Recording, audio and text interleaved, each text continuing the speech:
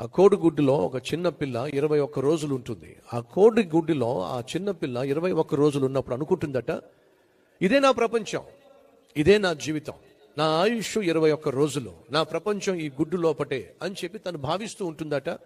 21 రోజులు అయిన తర్వాత అదే చిన్న పిల్ల ఆ పెంకును పగలగొట్టుకుని బయటకు వచ్చే ప్రయత్నం చేస్తుంది. అలా బయటకు వచ్చిన తర్వాత మహాప్రపంచాన్ని అది చూస్తుంది. సహోదరి సహోదరులు, దేవుడు మనిషికి ఈ భూమిని ఒక గుడ్డు వలె ఇచ్చాడు. మనం ఈ భూమి అనేటటువంటి గుడ్డులో నివసిస్తున్నాం. ఎంతకాలం నివసిస్తామంటే బైబిల్ సెలవిస్తుంది, అధిక బలం ఉంటే 80 సంవత్సరాలు లేదా 90-100 సంవత్సరాలు. కానీ ఈ 80-90-100 సంవత్సరాలు ఈ గుడ్డులో మనం జీవిస్తున్నాం.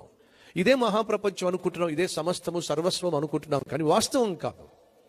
మనిషికి దేవుడిచ్చిన శరీరానికి మరణం ఉంది, కానీ మనిషికి దేవుడిచ్చిన ఆత్మకు మాత్రం మరణము లేదు. ఆత్మ శాశ్వతము ఉంటుంది.